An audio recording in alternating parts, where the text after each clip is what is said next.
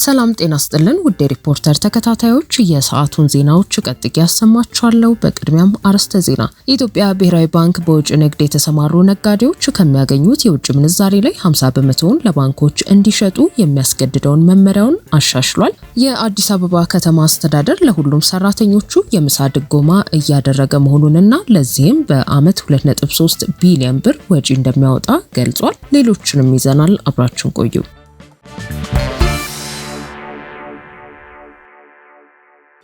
የአዲስ አበባ ከተማ አስተዳደር ለሁሉም ሰራተኞቹ የምሳ ድጎማ እያደረገ መሆኑንና ለዚህም በአመት 2.3 ቢሊዮን ብር ወጪ እንደሚያወጣ ገለጸ። በአዲስ አበባ ከተማ አስተዳደር በምክትል ከንቲባ ማዕረግ የአዲስ አበባ ፐብሊክ ሰርቪስና የሰው ሀብት ልማት ቢሮ ኃላፊ የሆኑት ዶክተር ጀማሉ ጀንበር አንዳንድ ሰራተኞች የራሳቸውን ምሳ አስረው ወደ ስራ ገበታቸው የሚመጡ ቢሆንም ሁሉም ሰራተኞች ይህንን ማድረግ ይችላሉ ተብሎ የማይታሰብ በመሆኑ የምሳ ድጎማ ስርዓት ተግባራዊ መደረግ መጀመሩን ገልጸዋል። በመሆኑም ሰራተኞች ምሳ ይዘው ለመምጣት ሳይጨነቁ በሚሰሩበት ተቋም ውስጥ በተመጣጣኝ ዋጋ ምሳ ማግኘት የሚችሉበትን ሁኔታ መመቻቸቱን የጠቆሙት ኃላፊው የከተማ አስተዳደሩ ለአንድ ሰራተኛ 40 ብር የምሳ ድጎማ እያደረገ መሆኑንና ለዚህም የምሳ ድጎማ በአመት 2.3 ቢሊዮን ብር ወጪ እንደሚያደርግ አስረድተዋል። ዶክተር ጀማሉ ጀንበር እንደተናገሩት በተጨማሪ በየተቋማቱ ምሳ ተዘጋጅቶ የሚቀርብባቸው ካፍቴሪያዎችን በማቋቋም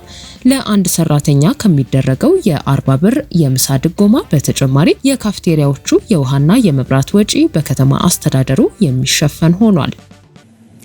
ከሰራተኞች የምሳ ድጎማ ጋር በተያያዘ የተነሳው እንደ ከተማ በልዩ ሁኔታ ፌደራልም ሌሎች ክልሎች ላይም ይሄ ተሞክሮ ያለ አይመስለኝም። በልዩ ሁኔታ ለሰራተኞች የምሳ ድጎማ እንዲፈቀድ የተደረገው ሰራተኞች ስራ ቦታቸው ላይ ተመችቷቸው እንዲሰሩ፣ ስራቸው ላይ እንዲያተኩሩ፣ ተቋማቸውን የስራ አካባቢያቸውን እንዲወዱ ለማድረግ ታሳቢ ተደርጎ ነው። በነገራችን ላይ 40 ብር ድጎማ ሲያደርግ የከተማ አስተዳደሩ ወደ 2.3 ቢሊዮን ብር በአመት ወጪ ያደርጋል ማለት ነው። ከዛ በተጨማሪ ካፍቴሪያዎች በማዘጋጀት ግብአት በማሟላት የመብራት የውሃ ወጪ በመሸፈን የተሻለ በአንጻራዊነት ደረጃውን የጠበቀ ጥራት ያለው ምግብ ሰራተኞቻችን ማግኘት እንዲችሉ ለማድረግ እየሰራ ያለበት ሁኔታ ነው ያለው። በዚህ ላይ ተጨማሪ ድጎማ ነው መንግስት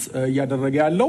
ሁሉም ሰራተኛ እርግጥ ነው ከቤቱ ምሳ ይዞ የሚመጣ ይኖራል፣ ግን ደግሞ ሁሉም ሰራተኛ በዛ መልኩ ነው ተብሎ አይታሰብምና ለአተገባበር የተሻለ የሚሆነው እዛው የሚሰራበት ተቋም ላይ ምሳ ለማሰር ምሳ ይዞ ለመምጣት መጨነቅ የለበትም ሰራተኛውና በተመጣጣኝ ዋጋ ቢያገኝ የተሻለ ነው በሚል እሳቤ ስለሆነ በዚህ አግባብ መቀጠሉ የተሻለ ይሆናል የሚል እምነት ነው ያለን። በዛሬው ዕለትም ቀጥሎ የነበረውና በተጠናቀቀው የከተማ ምክር ቤቱ ስብሰባ በ2018 በጀት ዓመት 350 ቢሊዮን ብር ገቢ መሰብሰብ እንደተቻለ የተገለጸ ሲሆን የገቢ መሰረትን በማስፋትና የሚሰበሰብ ገቢ ፍትሐዊነቱን በጠበቀ መልኩ እንዲሰበሰብ በማድረግ የ2018 ገቢ ካለፈው በጀት ዓመት አንጻር በ116.3 ቢሊዮን ብር ጭማሪ አሳይቷል።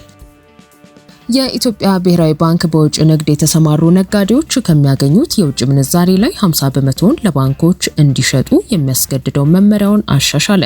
ከዚህም በተጨማሪ በባንኮች ላይ ተጥሎ የቆየው የብድር ገደብ ከዛሬ ጀምሮ ሙሉ በሙሉ መነሳቱን ባንኩ አስታውቋል። የብሔራዊ ባንክ የገንዘብ ፖሊሲ ኮሚቴ ያቀረባቸውን እነዚህንና ሌሎች ምክረ ሀሳቦች የኢትዮጵያ ብሔራዊ ባንክ ቦርድ ተቀብሎ በዛሬው ዕለት ያጸደቃቸው ሲሆን በቦርዱ የጸደቁትን ውሳኔዎች አስመልክቶ የባንኩ ዋና ገዢ ዶክተር ኢዮብ ተካልኝ በዛሬው ዕለት ለመገናኛ ብዙሃን መግለጫ ሰጥተዋል።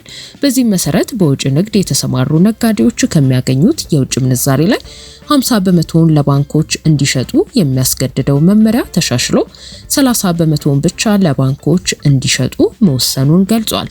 የኢትዮጵያ ብሔራዊ ባንክ ዓመታዊ በመካከለኛ ጊዜ ለማሳካት የያዘውን የነጠላ አሃዝ የዋጋ ግሽበት ዓላማን ለማሳካት በባንኮች ላይ ጥሎት የነበረው ዓመታዊ የብድር እድገት ገደብ ወይንም ክሬዲት ካፕ የታቀደለትን ዓላማ ያሳካ መሆኑን በመገምገም የገንዘብ ፖሊሲ ኮሚቴው የብድር ገደቡ ሙሉ በሙሉ እንዲነሳ የቀረበውን ምክረ ሀሳብ የብሔራዊ ባንክ ቦርድ ተቀብሎ ማጽደቁንም ዶክተር ኢዮብ ተናግረዋል። ይህ ውሳኔ የኢትዮጵያ ብሔራዊ ባንክ በሚከተለው ጥብቅ የገንዘብ ፖሊሲ አቋም ላይ ለውጥ ለውጥ አድርጓል ማለት እንዳልሆነ የጠቀሱት የባንኩ ገዢ ኢዮብ ብሔራዊ ባንክ ጥብቅ የገንዘብ ፖሊሲ አቋሙን ለማስቀጠል ቀጥተኛ ያልሆኑ የገንዘብ ፖሊሲ መሳሪያዎችን መጠቀሙን እንደሚቀጥል አስረድተዋል። በባንኮች ላይ ተጥሎ የቆየው የብድር ገደብ ሙሉ በሙሉ የተነሳ ቢሆንም የብድር እድገት መስፋፋት በዋጋ ግሽበት ላይ አሉታዊ ጫና የሚያሳድር ሆኖ ሲገኝ የኢትዮጵያ ብሔራዊ ባንክ በሚያካሄደው መደበኛ ግምገማ ላይ በመመስረት የእያንዳንዱ ባንክ ብድርና የተቀማጭ ሂሳብ ጥምርታ ላይ በመመርኮዝ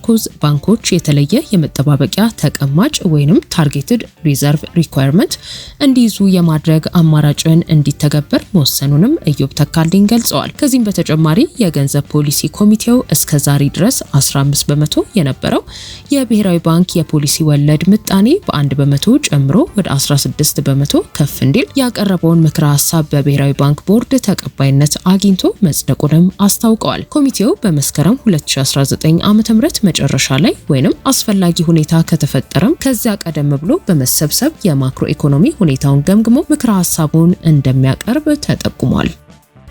ከአሜሪካ መንግስት ጫና የበረታበትና በተወሰኑ አባላቱ ላይም የቪዛ እቀባ የተጣለበት ህወሓት በሰሜን አሜሪካ የሚገኙ የትግራይ ተወላጅ ዳያስፖራዎች በተደራጀ መንገድ የትግራይን ህዝብ ህልውና ለማረጋገጥ እንዲታገሉ ጥሪ ያቀረበ። ህወሓት ይህንን ጥሪ ያቀረበው የሰሜን አሜሪካ ተጋሩ ማህበር የተመሰረተበትን 52ኛ ዓመት አስመልክቶ ባወጣው መግለጫ ማህበሩና በመላው ዓለም የሚገኙ የትግራይ ዳያስፖራዎች በተደራጀ መንገድ ከህዝባቸው ጎን ተሰልፈው የህልውና አደጋን ለመቀልበስ እንዲታገሉ ጥሪ አቅርቧል። የትግራይ ህዝብ ከፍተኛ በሆነ የህልውና አደጋ ውስጥ እንደሚገኝ ጠቅሶ 40 በመቶ የሚሆነው የትግራይ ሉዓላዊ መሬት አሁንም በሌሎች ኃይሎች ስር ነው ብሏል። በእነዚህ አካባቢዎች የሚገኘው ህዝብ በየቀኑ እየተገደለ እየተሰቃየና እንዲፈናቀል እየተደረገ ነው። በሀገር ውስጥና በውጪ በሚገኙ መጠለያ ጣቢያዎች ውስጥ ያለው ህዝብም በረሃብና በበሽታ እያለቀ ነው ያለው የህወሓት መግለጫ የህልውና አደጋውን ለመከላከልና ሉዓላዊነቱ ተረጋግጦ የህዝብ የራስን እድል በራስ የመወሰን መብት እንዲረጋገጥ በማድረግ ረገድ ትግላቸውን አጠናክረው እንዲቀጥሉ ጥሪ አቅርቧል። ድርጅቱ በመግለጫው የውጭ ፈተናዎችን ብቻ ሳይሆን ከፕሪቶሪያው ስምምነት በኋላ በትግራይ ፖለቲካ ውስጥ የበቀለ ነው ያለውንና የክህደት ቡድን ሲል የጠራውን አካልም ወቅሷል። ይህ ቡድን የጠላትን ተልዕኮ በመያዝ በሀገር ውስጥና በውጪ የሚገኘውን ህዝብ የትግል መንፈስ ለመግደል እንዲሁም አንድነትንና አደረጃጀቶችን ለማፍረስ ሰርቷል ብሏል። የትግል ተሞክሮ ያለው የትግራይ ህዝብ ፈጥኖ በመንቃት የቡድኑን ተልዕኮ ቢያከሽፍም ቡድኑ ላለፉት ዓመታት ያስከፈለው ዋጋ ቀላል እንዳልነበር መግለጫው ያትታል። አክሎም በዚህ ቡድን ሳቢያ ተደናግረው የቆዩ ወገኖች ካሉ ወደ ቀደመው ትግል መመለስ እንዳለባቸው ነው ያሳሰበው። ማህበሩ በ17 ዓመቱ የትጥቅ ትግል ወቅት እንዲሁም በ2 ዓመታቱ ጦርነት ወቅት ድርሻውን መወጣቱን በመጥቀስ አሞካሽቶ ከምንጊዜውም በላይ የተደቀነበትን የህልውና አደጋ ለመከላከል እንደሚታገል አክሏል። ህወሓት ለሰሜን አሜሪካ ተጋሩ ማህበር ያቀረበው የድጋፍ ጥሪ የአሜሪካ መንግስት አክራሪ ባላቸው የህወሓት አባላትና የቅርብ ቤተሰቦቻቸው ላይ የቪዛ ማዕቀብ ከጣለ ከጥቂት ሳምንታት በኋላ የወጣ ቢሆንም መግለጫው ግን ከዚሁ ጋር ግንኙነት እንዳለው በግልጽ አላስቀመጠም። የአሜሪካ መንግስት ከጥቂት ሳምንታት በፊት አክራሪ ያላቸው የህወሓት አባላት በትግራይ ሰላም የማስፈን ጥረትን እያወኩ መሆኑንና ይህም በሰሜን ኢትዮጵያ ዳግም ግጭት ሊቀሰቅስ እንዲሁም የአፍሪካ ቀንድ ቀጠናን ሰላምና ደህንነት ሊያናጋ እንደሚችል በመግለጽ አክራሪ ባላቸው የህወሓት አባላትና የቅርብ ቤተሰቦቻቸው ላይ የቪዛ እቀባ መጣሉ ይታወሳል። ከዚህም በተጨማሪ አሜሪካ ቲዲኤፍ በመባል የሚታወቀውን የትግራይ የጸጥታ ኃይልና መቀመጫውን በሱዳን ያደረገውን የቲዲኤፍ አርሚ 7 በሱዳን ጦርነት ውስጥ በመሳተፍ እንዲሁም ድጋፍና አስተዋጽኦ በማድረግ ወንጀል የሚጠረጥርና እርምጃ እንዲወሰድባቸው የሚጠይቅ የሱዳን ፒስ አክት የተባለ ረቂቅ ህግ ባለፈው ወር መጨረሻ ላይ ለአሜሪካ ሴኔት ቀርቦ ለዝርዝር እይታ ለሴኔቱ የውጭ ግንኙነት ኮሚቴ መመራቱ ይታወሳል። ውድ ሪፖርተር ተከታታዮች የሰዓቱ ዜናዎቻችን እነዚህ ነበሩ። ስላደመጣችሁን ከልብ እናመሰግናለን።